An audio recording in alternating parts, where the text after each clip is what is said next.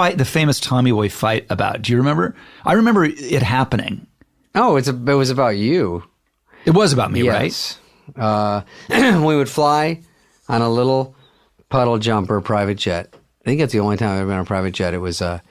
You had to do the show. It wasn't, yeah. You had to do SNL while we were shooting Tommy Boy. I know, you hear about like Pete Davidson skipped SNL to go on a date to a wedding. It's like, that would never happen. Never. Or he's shooting a movie and going to fashion shows. We're like, are you shitting me? It just must be different over there because we couldn't get out a full week to do a movie that Lauren was producing. Yeah. So Tommy Boy was Monday, Toronto, Tuesday, Toronto, Wednesday, fly into New York to do read-through, fly back after read-through. Yep. Thursday, shoot, Toronto, Friday, Saturday, New York. Yep. And then at 1 a.m., we'd fly back to Toronto and shoot Sunday, Monday, Tuesday again. So, and it was getting freezing and it was tough. He was gaining weight. I was losing weight. The weight stayed on the frame of the screen, but it was just switched. Different parts of the screen. You're like the number 10. So we're in this little puddle jumper, which probably now with my vast knowledge of planes, it was probably a Lear 25. It was really like an MRI with wings. Yeah. It was just two of us hunched in facing each other, and then they'd have a handler for Farley, Eric Newman. Oh, Jesus. And he would sit next to us, and Farley would reach under the seat and go, I eat when I'm nervous. And then, because there was turbulence, and then we'd be in the car driving, and he'd have another Butterfinger. I'm like, are you nervous to be in the car now? And he's like, a little. So he's just eating all the time. But A little. But that particular time, we're all burned out. I'm sure it was toward the end of the shoot. We're both fucking dying. It's like an old married couple. We're fucking fighting all the time. We're never apart. So he goes, when's the call tomorrow? I'm like, I don't know, 6. And it's probably 1 a.m. we're landing. Or whatever it was. We landed whenever. And he goes, I'm feeling sick. I think I got the flu or something. I'm going to go in and crash. I go, all right. Not saying what I'm doing. I'm just saying you're out. Got it. So I get to the Four Seasons. I think I call you and say, what are you doing? Want to go have a drink? So we go just to the bar and have one drink. Amstel Light, whatever. We don't tell Farley. Of course we don't. We see him every goddamn fucking day. And then the next day, I get up, I go in makeup.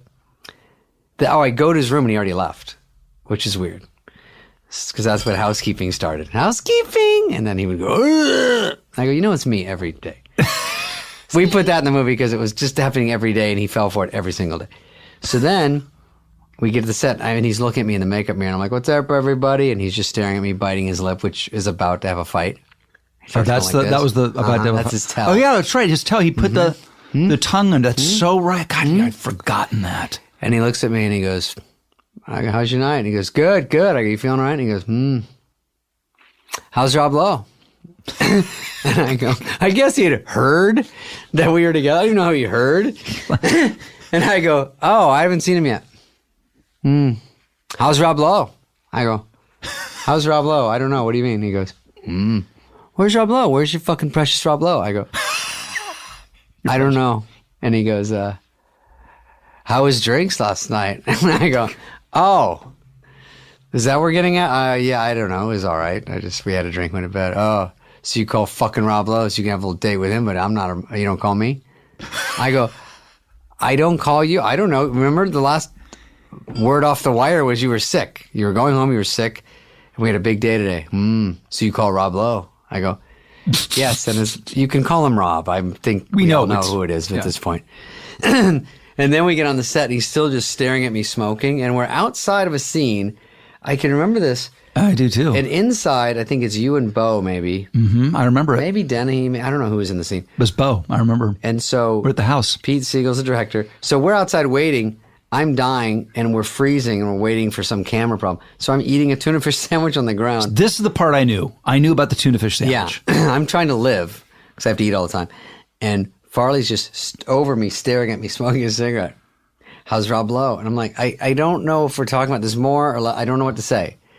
Rob's great. He's in the scene. I'm going over my lines. And then he can't stand that it's not going anywhere.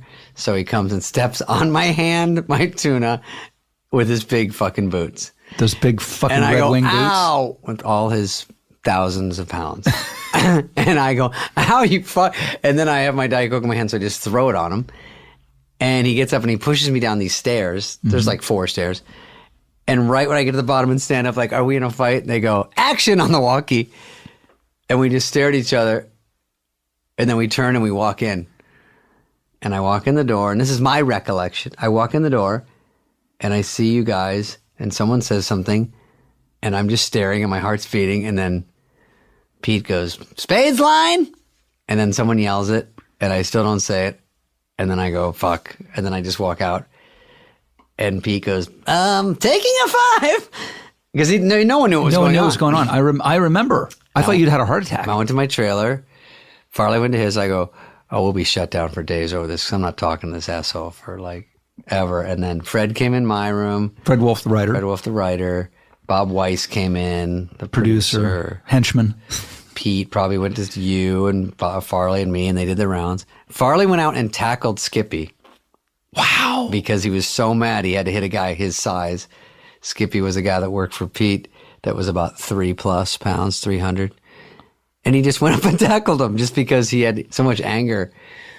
And then... No, you guys, I remember you guys used to fight over me. There was a whole thing about we went to the jacuzzi one night at the Four Seasons. Do you remember that one? Well, I'm sure if you were in a bathing suit, it was really going to up the fucking ante. I mean, listen, we had a blast. All my memories of Tommy Boy and with you on that were fun. The movie was fun. It was stressful. All movies are hard.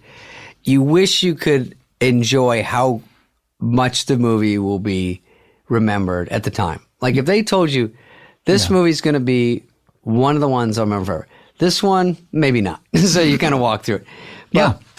But Tommy Boy I hear about more than anything. I mean, I hear Joe Dirt, but Joe Dirt is just me, so I appreciate that. Right. And that movie's Farley. So we had great seats for Farley. So I love it. And I'm just glad to be a part of something. And I know people go, oh, do you get mad if people ask about old movies? I said, no, because you want to be remembered for something. You don't want to have nothing on your resume. And people did Bye-Bye forever, and they go, you get sick of that? I go, no, I went to SNL to get a catchphrase. I mean, I never thought I would. And you get something that people remember, and that was like a success. You go, that means it worked.